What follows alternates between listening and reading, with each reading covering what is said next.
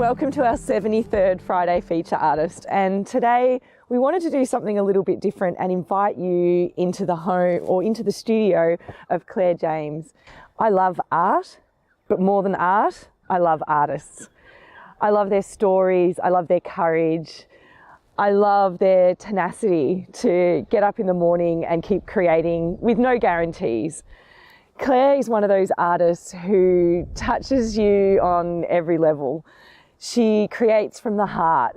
She's damn talented and she's such a nice person as well. I can't wait to share a little bit of Clare with you and her menagerie of animals and art and her studio, which is full of eclectic curiosities. She manages to turn those curiosities into these amazing watercolours, which turn into amazing textile pieces, which turn into installations that touch people on a deep, deep level. So we're going to come back to this gorgeous installation as well, where Clare's going to tell us a little bit more about it. But before we do, let's go see if Clare's in her studio. Come with me.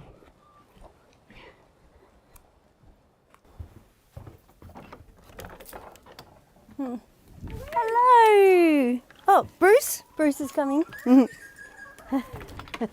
Good boy. Welcome to my little studio. Thank you for having us. This is so exciting. Thanks for coming. I've wanted to come here for so long, and yeah, thank you for being a Friday feature artist and letting our audience into your home and your beautiful studio and gardens as well. This is really exciting. Thank you for coming out here and yeah, you can have a look at some of my clutter and mess and collections. Oh no, there's people right now drooling, I can tell. Tell me about your studio. Did you build it yourself? Yeah, we built this, well, there was a little shed already here, and we built this kind of exactly where the shed was. It was falling down and was all rat eaten and gross. So we collected lots of hard rubbish and things from the tip shop and old windows from people. And my friend Dan, he put it all together for me. Wow. My brief to him was I wanted like a little patchwork building. Yes.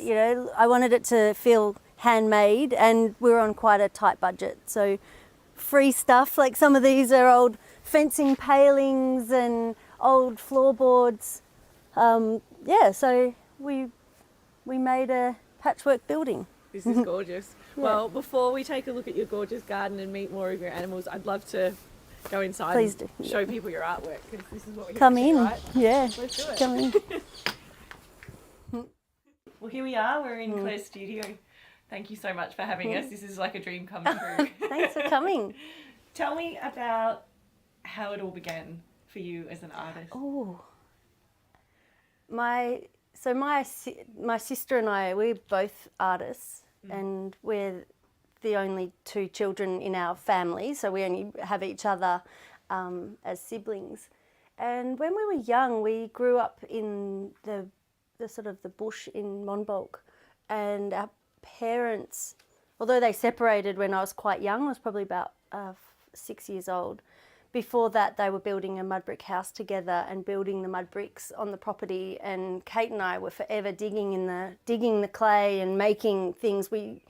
And then once, when Mum and Dad did separate, and we were at Mum's house for most of the time and Dad's house on the weekend, which is where the bush and the mud bricks were, we would spend all weekend making things. Yeah. And so we, both of us were just drawing and making and creating and exploring the bush all the time.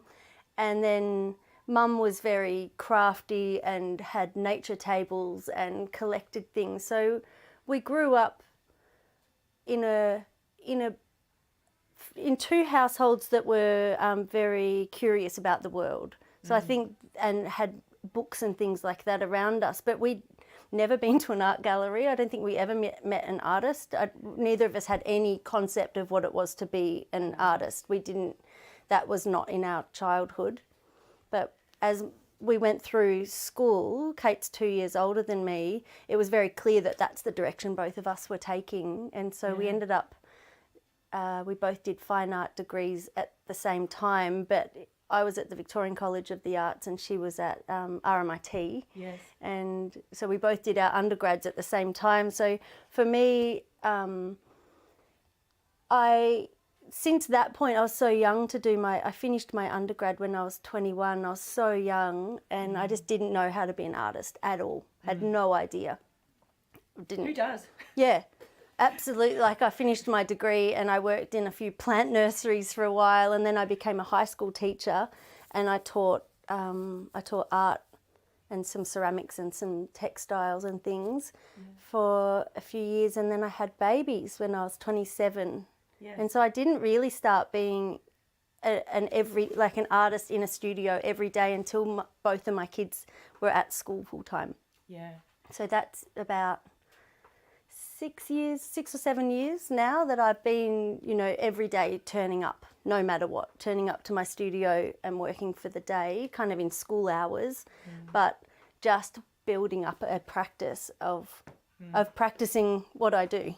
Exactly. Yeah. And that's why they call it an art practice. Yeah. Yeah. Because you literally have to turn up to your space every day. Yep. No matter what, and practice. Yeah, and then, lovely things can happen, but it can be a big slog, and it can be, for some people it's easy for them to go and promote themselves or turn up to big exhibition openings and schmooze with people, and maybe because we live an hour and a bit out of Melbourne, I just don't go to openings very much, or maybe because I was raising our kids, I just didn't go. So I'm totally not in the art scene at all, and I don't know if I even want to be, because it intimidates me and I feel awkward and what's it called, there's something, imposter syndrome, I don't know how to fit into that world that seems so cool and wordy and everyone seems to be able to talk the talk. But I've just got a lovely little world I've made myself in this little studio where I just make things that I am curious about and the things that fill me up. And people receive that very well and support me. Well, your work certainly speaks for itself, Claire. You don't need all the big words and the accolades and things like that. I think your work is divine, from your watercolours to your sculptures to your ceramics to... I've just been having, while we were setting up the cameras, Claire was showing me your gorgeous sketchbooks, which we'll get to, but... Yeah, it's amazing. It's really, truly amazing. It is just this eclectic mix of splendour. It's beautiful. Well, when I've read or watched things on, how to make an income as an artist, or it's like, don't spread yourself too thin, don't try doing everything, where I do try everything. I don't know how I could just commit to one medium and just stick with that. I will... Often in my studio, I'll have a painting going, and then I'll start a sculpture here, and then I'll be sitting on the floor wrapping something really frantically in string and trying something, and then I'll have to make another terrarium to see what happens, and I've got my microscope up here. It's like, then I'll have to look at something I found, like a wing on the ground. I'll have to look at that, and then I might need to draw it. So it's not a linear process at all, the way that I think or work. It's very very ADHD, kind of pinging, as things take my interest. But then I'm also able to get right into a painting or a sculpture or a theme and almost become obsessive about it, that it's all I will do. Yeah. Until I stop doing it, and then it's done. Yeah. So. And then you're okay with that. Then you put that aside, and then you're on to the next thing's already. I can show you some of my pumice raft works that I did. These are digital prints of them, but there was I was working on totally something else. I was listening to Radio National, which I always have on. And on Off Track, which was the nature program, there was a beautiful ecologist interviewed by Anne Jones, who was studying pumice rafts. I'd never heard of a pumice raft, and so the idea is when an underwater volcano spews up the pieces of pumice float because they've got lots of gases in them, and under a microscope or even with the naked eye, a pumice stone has heaps and heaps of cavities in it, which become a sort of host ground for all sorts of marine creatures that are drifting in the ocean to attach themselves to. So she was describing these pumice rafts that were spewed out in the Pacific Islands, and they were coming down the coast of Australia down towards Tasmania, but they would have coral species or sponge species. They often will end up with goose barnacles gathering in one spot, which then act as a keel, so it keeps the pumice right way up. Oh, wow. And so it will move around. And so I started instantly, I kind of cleared my table off and started sketching, and So she was talking about it, and you didn't have any images with it. She was just talking about it, and then you created these from her words. Yeah. So I have lots of books on sort of natural history books. So I was pulling out books on corals and nudibranchs and feather stars and things. And later when I went back to the house, and because I started just sketching these things, imagining these really brightly coloured things, when I Google searched what they looked like, they were like a brown blob with some brown bits, like kind of flat, washed up on the beach, and they were really quite unattractive. But I had started to imagine these things as these sort of ecosystems that were safe from human harm and existing as these kind of little refuges. And so then I started to imagine, because I love terrariums and the little worlds within, what would happen if you had these terrariums that were acting like pumice rafts that were travelling around the ocean. Then I started adding in other creatures that might be living around these rafts, through to imagining like cloud forests where a tree might host thousands of epiphytes and different species of like a pitcher plant raft with snails and lichens and fungi all the way through. So these are big paintings, but these are just little prints of them. And I can show you, this was like a fungi raft, because I read a lot about the amazing world of fungi and the interconnectedness of fungi to everything. So that's just one example of where an idea can go. And so it starts getting I become totally obsessed in that thing, and paint and make, and I made 3-dimensional ones, and I've got like a little original back there, which is like a life ring of, so I had all these things, and then I was finished. I stopped that for now. I could definitely go back into that, but I then had to do work that I had pushed aside at that time. So amazing. Yeah, because it's one of the things that comes up a lot in like our student groups and things like that. Students are always like asking artists, how do you focus? Like, how do you choose just one thing? Yeah. And, you know, people have different opinions, and people, like, it's like almost there's this rule that you must focus, or you must have one visual language, or your language is, it's everything you look at though looks like a Clare James. Like, you do have a visual language, but it's not pigeonholed into one medium, which... Yeah, and I think I don't feel like I'm an expert at all in anything. I feel self-conscious if I see people who are taught to do watercolour painting by a botanical watercolour painter. Yeah. They're so technical, and they do wash after wash after wash, and I feel so self-conscious if they watch me paint, because I'm totally self-taught watercolour painting, and I've just worked out how I like to do it, and it works. Yeah. And I've taught lots of people how I paint, and I think the main thing I always try to get through to people is experiment and have fun. Like, just don't try not to be uptight. You know, the 10,000 hours of practice can make you control paint in a certain way or mix that colour perfectly, but you don't need to be an expert at all. You can just to enjoy it. and follow those threads of inspiration wherever they take you. Like you're like the mycelium.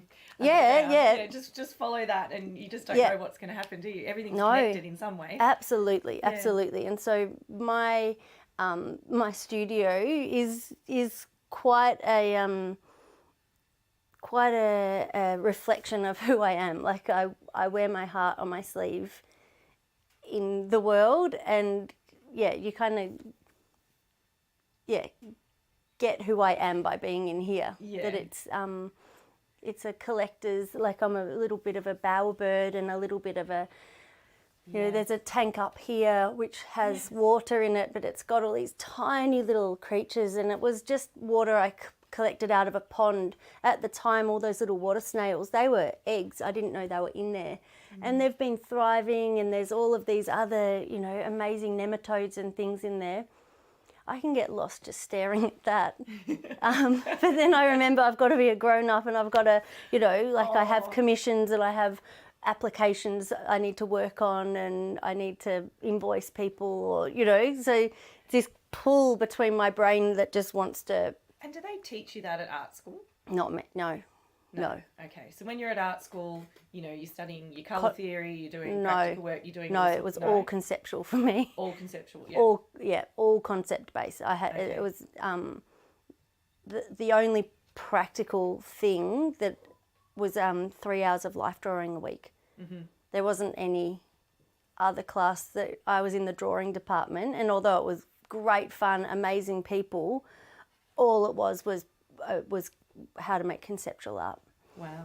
Yeah. So they take, and you come up with an idea, and your instructors or your teachers then teach you how to evolve that idea into a piece of art. Yeah, and why are you making it, and challenging you on how you're doing it or what you're doing. So I found it very intimidating, and I didn't quite understand what was being asked of me. I feel like for the first couple of years at uni, I was just trying to make the art that I thought that I should be making. And it actually was an amazing moment at the end of second year.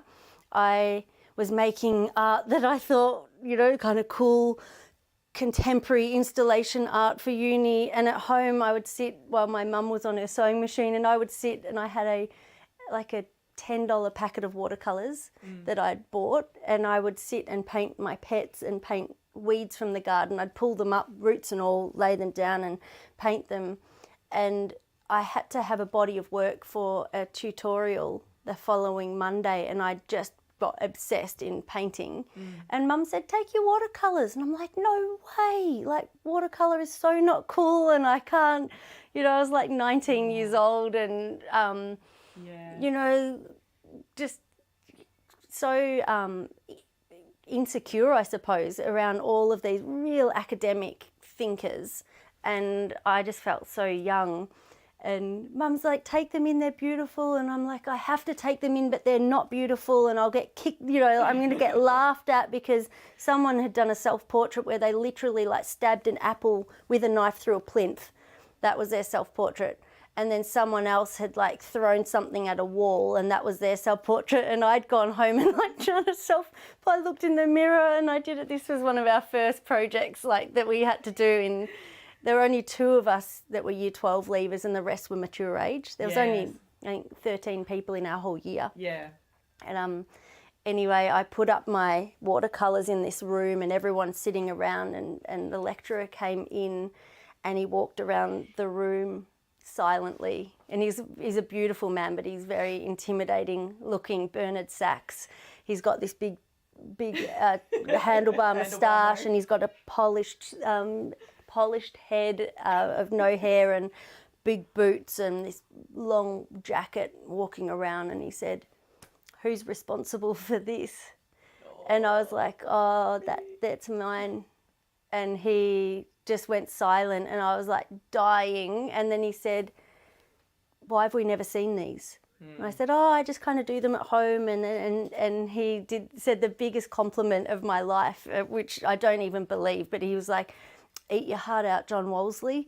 And he was just like, where have these been? Like, these are so true, and they're real. And he filled me up with just what I needed. I needed somebody to go, this is okay. It's okay to be you and to be fascinated in your animals and the animal world. And it was the biggest encouragement. And then he took me over to the library and we sat down and he pulled out all these books and showed me other artists that were, you know, being authentic to what they loved. And it didn't need to be the contemporary art that was like a brick thrown at a neon tubed written thing on the wall. Because I was just not getting it. I wasn't, You can't fake authenticity. No.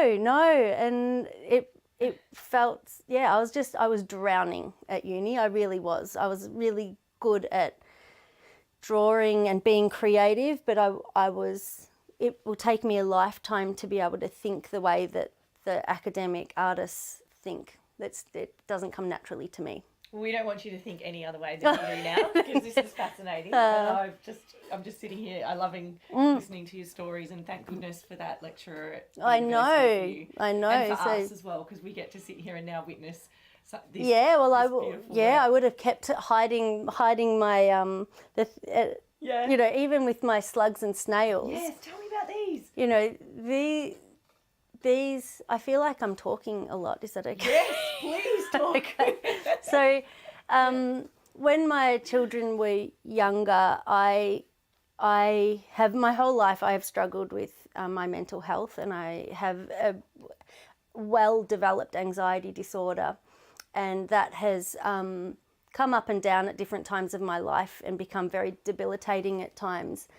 And I got to a point when my girls were young that I was just freaking out about the world, about the environment, about the way things were heading.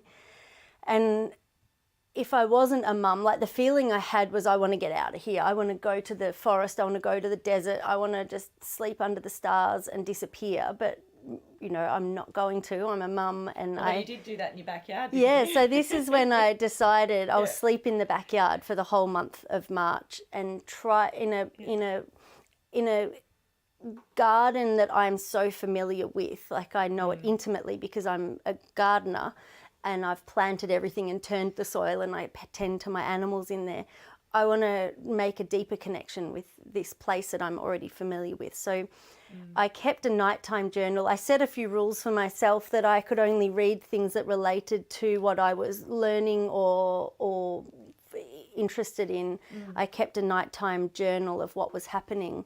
And one thing of all the many nocturnal wonders that I was noticing, one thing was each night the big, beautiful leopard slugs would come, and any leftover dry dog food they would come and graze. And if you held it to your ear, the big bowl, you could actually hear their rasp-like tongues, because their mouths are like a rasp. They've got thousands of little hook-like teeth.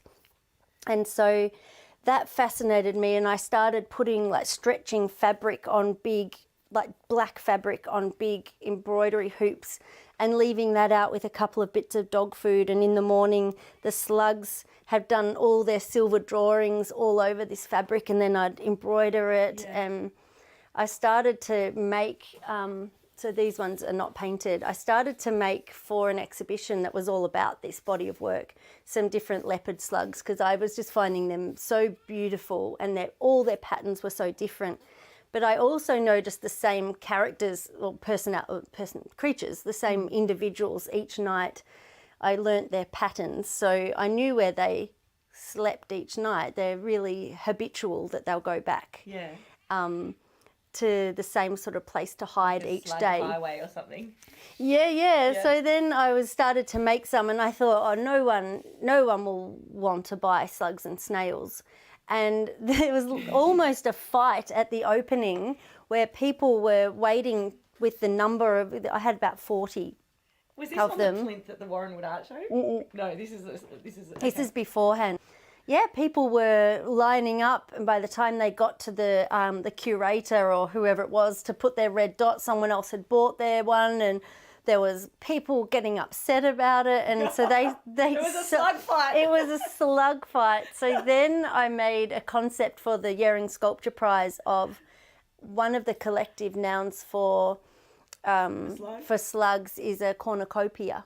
Okay. And so I made a piece called I Sat and Waited for This Cornucopia, referring to this kind of this silent movement, this silent thing that happens every single night in the garden, and if you sit, it will happen. It's happening all around us. So I made 300 snails and slugs that went across the wall in this mass movement, kind of like a murmuration of birds, or this sort of like a migration almost. And I broke that piece up a little bit afterwards because I had so many people asking if they could buy some, and I would have sent over 100 to Americans. Like, they loved the slugs, like so many parcels of slugs, and you have to write on the parcel slip what is inside the parcel when you're sending things to America. And I'd write, sculpture of slug, and and I remember the guy down here at the post, he's like, what is this, a slug? Yeah. But yeah, so then I did have some of those at Warrenwood art show. I remember that everybody was talking about them. And they were just like, they've all sold, bad luck. And you sell them on your website every now and then. Every now and then. So this lot I'm making for a show in Sydney. So I'll paint them. I'll paint these all up. What are they made of? These, did you feel them? Yeah, they're so light. They're made out of an air dry paper clay that I don't need to fire, and I can paint it with watercolour, and then I varnish them. So they're kind of in a few different parts. I'll sculpt them, let them dry, paint them, undercoat. Here's one that I've just painted, its undercoat. Then I'll do all the detail of its leopard slug markings, and then I'll varnish it. Because they're so light, they can just be stuck on the wall. Yes. So inside only then? Yes, these ones are inside only. Yeah. I love how out of maybe a troubled time when you were sort of dealing with mental health issues, you found that solace to go outside, and something really beautiful has come of it. Yeah, so many amazing, beautiful. So many amazing things. I feel like it could be, how there's like dry timber, or dry July, where you don't drink for a month, or people grow a moustache for a month, Movember. Yes. I feel like there could become a global movement of sleep in the backyard wherever you live for March or April, or trying to think of, it would be in the Northern Hemisphere spring if it's autumn for us. Yes. But just wherever you are, whether you're out in the country or in, we're in suburbia here, but in an urban, there's still miracles, amazing things, whether it is to watch a whole phase of a moon cycle and notice how awake you are when the moon is full,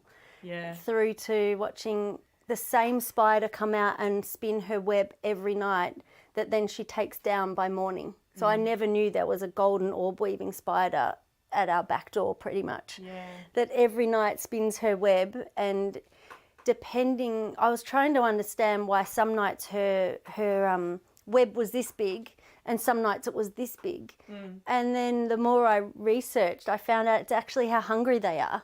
Oh, wow. The bigger the web, they'll want to catch more food, they're hungrier. Yeah. And then, It makes perfect sense. Yeah, It? I know, but it was amazing just to watch or study all these things. Who needs Netflix? I know. Well, I am out every single night with my head torch in the backyard, every night. Just discovering, Looking at our frogs that are, frogs and spiders and, Tell me about the project that you did with snails, where the snails ate your artwork. Yes. Yeah, so I commissioned a local photographer, Brett Brogan. Hi, Brett. Hi, Brett. It's probably not like other jobs that he's done in a messy little studio. What I wanted to... So I don't know if you've ever had snails get into your letterbox and they eat some of the paper. They eat it in a way, it's like they're grating, and they eat it in layers that it can almost become a bit like lace work. Yeah. So I was playing around with, oh no, it's in the house. I was playing around with giving watercolour paintings to a tank of snails that I had in my studio, and they would eat parts out of it. And so it was kind of this collaboration where I wasn't sure what they were going to do, but I wanted to see this what would happen to my paintings. And then I made lampshades actually out of a whole lot that were partially eaten out, and the light came through in beautiful ways. So I had a concept of having something very beautiful, like a coral reef, start to get destroyed in front of your eyes. So it was a piece that I painted, three panel watercolor piece of a very beautiful coral reef. So, you know, lots of color and beauty. And what I wanted to document was this beautiful, pristine thing getting destroyed before our eyes. So I tried all sorts of ways to keep the snails on the painting, because when the sun came up, they wanted to be hidden, so they kept crawling away from it. I made a copper fence out of copper pipe and corners, because everyone said that snails won't go over copper, and they just did. I made a salt brine fence, and that was awful because some of them touched it and they started frothing, and so I rinsed them off quickly because I think it would have killed them. And in the end, the only thing I could think to keep the snails on the painting for as long as I needed them to do that was to make an island that was exactly the size of the painting, so it had a moat around it. So in my little studio here, I cleared stuff out. On the floor, I set up timber just on the floor in a big rectangle. Then I layered a pond liner, and then I filled that with water. So it was only about this deep. And then I made an island out of bricks and then wood, exactly the size of the painting, sat that on there, and then blocked out all the windows with blackout. And Brett came and set up a tripod over the top with his flash, you know, like camera curtains and all, you know, all this cool gear. And we had a photo take every 5 seconds for 3 days and 2 nights. So it ended up being about 35,000 shots that we had. There were some problems in it. A couple of times I came up, and because some of the snails would fall in the water, and so I would be here, and you can see my hand popping them back on. I'd do it between flashes. You can suddenly see some snails turn up. They weren't as active as I was hoping they were because of various things. We had to put it off until April, and they're slowing down for hibernation then. So next time I'd do it in springtime when they're all waking up and ravenous, because they'd be more active. But yeah, Brett wove together into is that a stop animation or whatever you'd call it, if it's lots of photos put together of, and he added this beautiful sound track to it that's just like little scratchy kind of little, just beautiful little sounds that go with it. And you can watch one snail cruising around here and going back and stopping, or a little slug cruising around. I had 200 snails on there and a few slugs. And then they'll start eating an area, and then you'll see them in little groups and stuff. And in the 12 minutes that the animation goes for, they really start wrecking the reef. And we'd love to be able to share that video with people. So we'll play it now, so you guys can have a look at it and just see how fascinating it is, this world of snails eating artwork, and the messaging and the concept behind that's incredible. So, and it's just you know, it's fun just to, every time I watch it, I focus in on a different individual.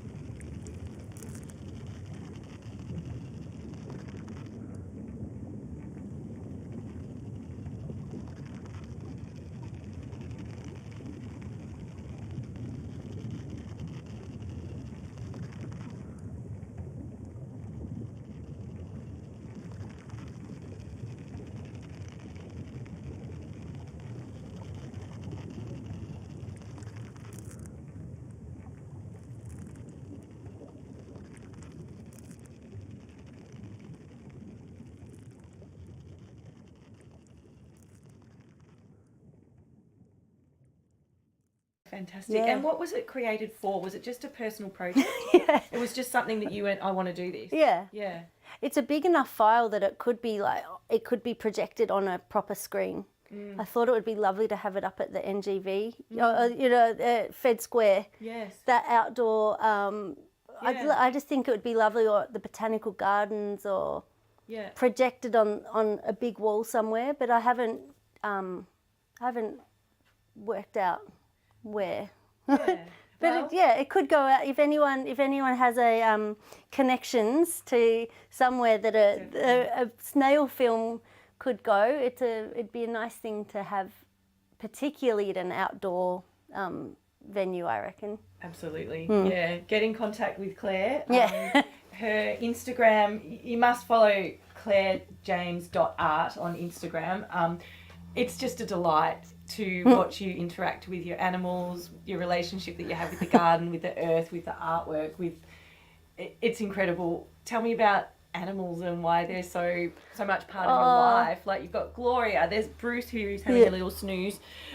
You know, there's ducks. You've got a pet magpie. So I am one of those people that is mad about animals, and my pets are very beloved to me. I'm someone who takes my chooks to the vet, my rabbits to the vet. I love them so dearly. I get a lot of my animals I've got through rescue places, and people have given them to me, or my vet has given me a few animals. So I have Preston, my cocky, who comes up in Instagram. She's so cute. I got her as a baby cocky. She was a fledgling from Warrandyte, actually, that probably on her first flight was hit by a car and broke her beak and damaged her wings. And she went to the Warrandyte vet, and then to another place, and then to my vet, Emma, who couldn't keep her but offered her to me. And we didn't know if she could ever fly, and I had her for a couple of years. Her beak mostly healed, but she's got a big channel here where one nostril is, but it's broken down here. But she is like my baby. Like, we cuddle and kiss, and she talks to me, but we've got to the point where every day I open her aviary and we have a kiss and a cuddle, and I hold her out, and she flies off for the whole day with all the cockies and goes, I don't know what she does because she doesn't tell me. And then sometimes she comes home every night, or every second night sometimes, and her face might smell like gum blossom or like beautiful tea tree. And she smells delicious. She has this beautiful life that is as free as a bird, and she can choose if she wants to be here or not. And I imagine in the next few years she'll probably pair up and leave permanently. But for me, that feels right. Yeah. And your gorgeous George? George is a rescue magpie that we have raised. We've almost had her for a year, and I don't know how long they're meant to be babies for, but she is. People love watching George mischief on my Instagram. Trying to hang out washing. She's in the washing She's basket. so funny. She's here half the time, and then she'll be pulling stuff apart in my studio, and then she'll roll on her back, and she's just so much fun. Yeah. But she also is a wild bird, very tame wild bird, but she doesn't like other people, so she doesn't like dogs and things, so she'll be fine. She just thinks we're her family, we're her flock. Yeah. And so she'll be wild as well soon, but it's been so much fun raising her. Oh my God. It's been fun for us watching as well. It really has. She's such a character. Today I just was walking through the house and she was on my shoulder, and my husband tried to talk to me, and every time he spoke she would chortle above him. And he was trying to talk louder and she's like warbling. It was so cute. Oh. Yeah. Yeah, I know. You're a singer? Are you going to sing to us? Yeah. You're very beautiful. Isn't she gorgeous? Hey. Yeah, I love it. It's just your Instagram feed is a bit like you, Claire. I mean, it's a lot like you, obviously, but it just gives people so much joy. Yeah, and it's just so nice to... It's very uncurated. It's definitely not a strategic Instagram account that has, I don't at all think about how to gain more followers or, I make up hashtags when I want to look at, like I have a Gloria duck hashtag because I like to look back at her baby. She's my beautiful, one of my ducks. So I have like a baby album of her, and same with George the magpie. So I can hit the hashtag and I can look at all their baby photos. That's gorgeous. They're your babies. Yeah, but it's really nice taking, sharing things. I'm able to go bushwalking all the time because geographically I'm in a beautiful region, but also physically I can get out and walk. And I know for people who can't, people get back to me all the time to say it's a really nice thing. And even when I've done my own openings in my studio where one of my kids has filmed me showing people, because, even to exhibit, it can be really hard to find gallery, everything you have to book a year ahead, and it can cost a lot as well to find a space and book a space and then the commission. And so sometimes I'm like, I'll just do it here. And it's been really successful actually, because I have a little online store that people then purchase work straight from me. But people have written to me to say even for mental health reasons they never would go to an opening, but to get to attend it from home and kind of feel like they're here. So that's been, I've got, the loveliest relationship with my followers on Instagram, and I don't feel very deserving of that because I don't write thank you very much to and I just can't sit still to write with my thumb thank you to everyone who writes beautiful things, but I'm very grateful for it. Well, it's a pure joy for everyone to watch. So no, thank you. And you don't have to get back to every single person, but they just want to share the reciprocity with you because you give so much. Thank you. I want to be able to get to your hides, your sketchbooks, and then there was one other thing that I wanted to talk to you about, and it slipped my mind, but it's going to come to me. Floristry.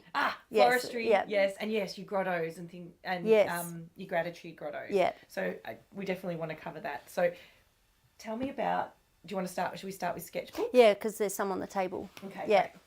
So Claire, you have the most amazing sketchbooks, and you paint and draw wherever you go. So I've got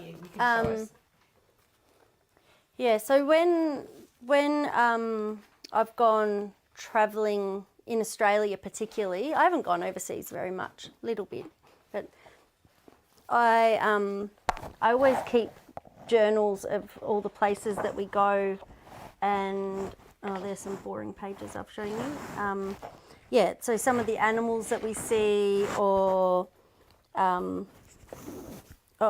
sorry. Places that we've swum, or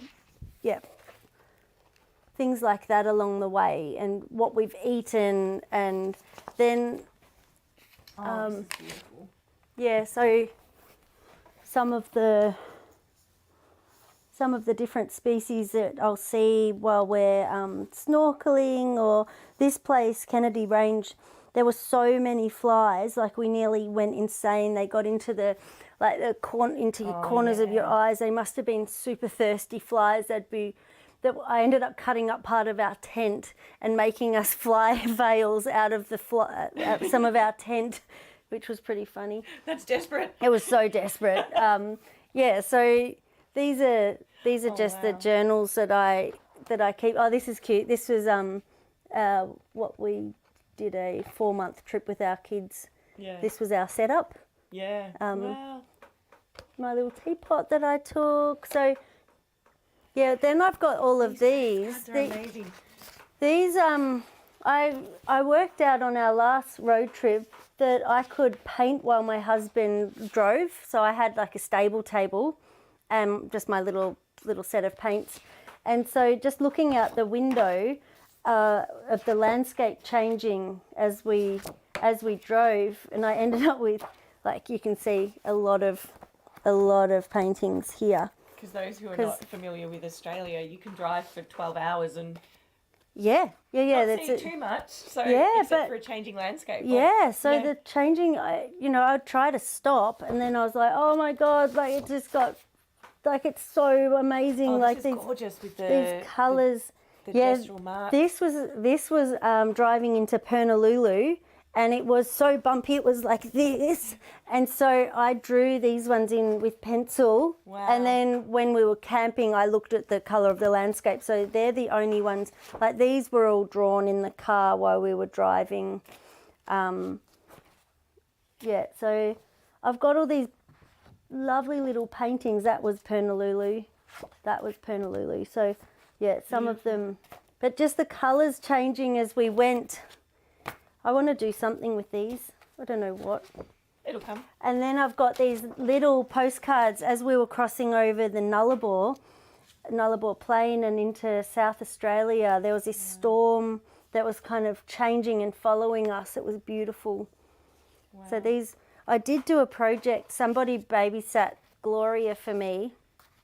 And I did a postcards to Gloria series where every week I would send a postcard back to my duck Gloria, and the lady who was looking after her would go and read the postcard to Gloria, and she kept them in a basket for me when I got back. So that is so gorgeous. Yeah. So I've got.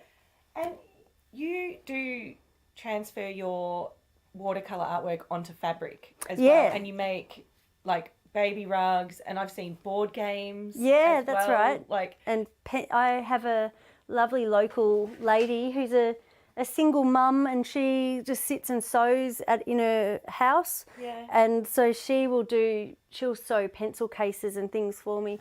So often playmats for kids are like human centric with roads and straight lines and things. And knowing the way that my kids played when they were little, they had like farm animals and blocks. Wow. So I made these landscapes that have, like almost different camping areas and little rivers and things. Wow. That's one. And I get these printed in Melbourne.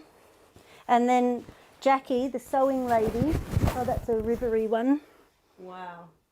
That is so divine. The colours are gorgeous. I know. They print beautifully. And machine washable. Yeah, and she stitches these perfectly. Yeah. She's like a human sewing machine. So I need to get these up. I think I'll put these in my online store as orders taken. Yeah. So I'll get them printed and made to order and sewn to order rather than getting a whole lot beforehand. Yeah.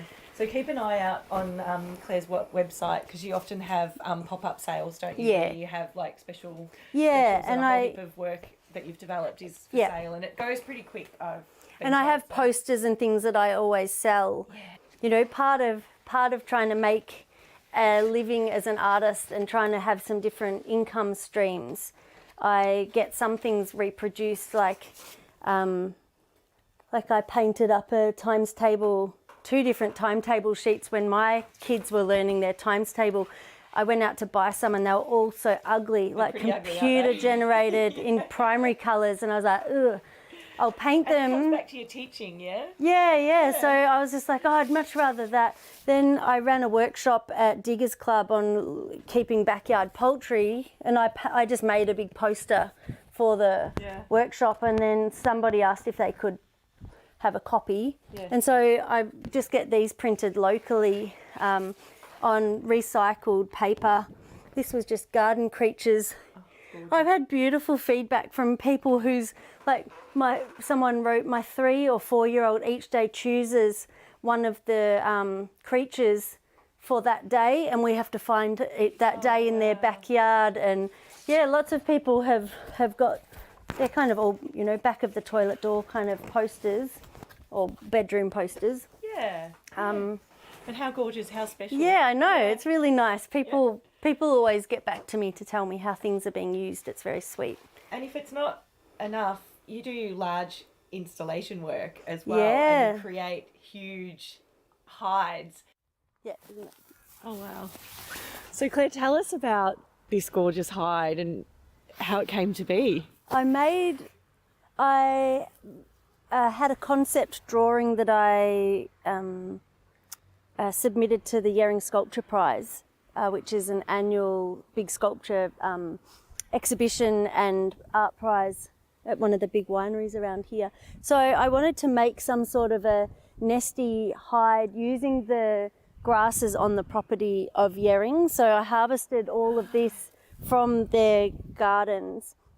I wanted to create that sort of like nesty sanctuary, like place where you feel held and feel safe. So on the property at Yering where I sat, it was under this beautiful big elm tree that kind of arched over it, and then there were lots of the grasses around. So it was kind of built from the place a little bit. But on the inside, you can see I've thatched the whole thing on the inside with a different sort of hay. Wow. And at Yering it had a huge hay nest in the base, and lots of people went in and sat in there, and I had a picnic with the curator in there, which was pretty sweet, and there were all sorts of people climbing in and out and things. So I'll set it up properly here. We brought it home on the back of a big tandem trailer. I saw that on your Instagram. Yeah, it looked like a caravan, like the cutest thing. That was fantastic. Yes. I recommend scrolling through Claire's feed, and I know we've spoken a lot about your feed and your Instagram and how great it is, but really if you can have a look and find that video, it was really fantastic how it... Yeah, and it's heavy. It's so heavy because it's a steel frame on the inside, so it's strong enough we could sit on the roof very easily. It's not, a wolf could not blow it in. I'm going to have to go in. We're going in? Yeah, let's go in. It's easier to go in one leg first. One leg, well. Yeah. Opposed to your head first. Oh, okay. Yeah. Oh, wow. It's beautiful. Yeah, it's so nice in here. Oh, my goodness. So we can look at... I think, can we get the camera in here? This is amazing. This is really beautiful. I'm about to cut my miscanthus, and I will I'll patch it all up, all the gaps in it, so I can keep it nice and thick. So how long will this last, do you think? I think if I see all of my grasses here, and I've got lots in the backyard, I think while I just keep patching it, we'll just get thicker and thicker. Yeah. It will eventually rot. Yeah. But otherwise I can just, I don't know, put a match to it, clear it all off, and then start again. I don't know. Burning Man style. Well, it's absolutely beautiful. And what was the inspiration to put it together? Like, I really wanted to. I have this fascination and reoccurring sort of inspiration of hides and cubbies and nests and little places to feel safe in. So a lot of my work has got, there's some element of having somewhere safe to be and somewhere where you're held for animals or for people. And so it really was the first big version of that I've made, but I've got more on the horizon, which is exciting. that is exciting. Yeah. My first sort of proper paid job as a teenager was in a florist shop with my sister, and we both worked for this cruel old Scottish lady that we both still have nightmares about, and she was a piece of work, but she was a very good florist, and she taught us sort of how to do really traditional floristry, like how to do a bridal bouquet like this, and the bridesmaids and the buttonholes, and how to do a casket. And so over the years I got more and more confident doing floristry. So since, I went through high school and then through uni still working there. And so as an adult, I've done so many of my friends' weddings and also multiple funerals. And I've worked for another florist doing some of those huge hanging installations for top-end weddings. So I wouldn't be dealing so much with the bride or anything like that. It was a great job because everything would be pre-ordered. it would arrive, branches of blossom and amazing flowers. But I was always struck with it's almost a disgraceful industry in so many ways. It's so wasteful. Although the florist I worked for was extremely ethical and never used the oasis foam and wouldn't import any flowers, and a lot of it was all local, it still was something that was put up and then ripped down a few hours later. And we would try to salvage flowers. And one day after a big wedding, I salvaged a whole lot after the wedding and brought them home. And I made a piece in our front garden called The Grieving Place. And I made this, it was like a grotto kind of shape. And had just been thinking about all the grief in the world, even in somewhere as safe and healthy and vibrant as my community in the Yarra Valley. Like, we're so privileged, but the grief that exists where you don't get a funeral to kind of farewell it, to acknowledge your grief. So maybe it's your parents separating, maybe it's your body that's no longer working properly, a beloved pet that has died, and if you don't get that proper ritual farewell of some things, it kind of stays with you. So the idea was that I could build these spaces and people could come into the grieving place and acknowledge some grief in their life, kind of acknowledge it and place it there almost. Not that it would take their grief away, but it would at least honour it. You're so special, Claire, and thank you for giving people that space. And yeah, it's art can be a so privilege, no matter what form it is. So yeah. Well done, you. Thank you're you. Such a special person. Oh, you're sweet. Thank Yeah, you. Just an ordinary person. Well, Lucky enough people, to get this space and make art. Extraordinary things. Thank you. Yeah, so it's been great. Oh, chatting thank with you. We could talk for hours. I know. And Thank hours, you for coming. Yay. Yeah, it's been really good. Oh, so thank you. I am sure that this is not the last time we speak, and I hope, yeah. and share your work with people. We'll pop lots of links up. This has been pre-recorded, obviously, because I wanted to bring you into Claire's gorgeous studio and home and gardens. Thanks very much, everyone, for tuning in and watching. Please pop a comment in for Claire, and if you've got any questions, of course, I should have mentioned this earlier, but if you've got questions, pop them in the comments, and one of us will get back to you and answer your questions. But yeah, and follow Claire on Instagram. You'll just love it. It brings joy to your day, I promise you. So yeah, thanks, thank Claire you. James.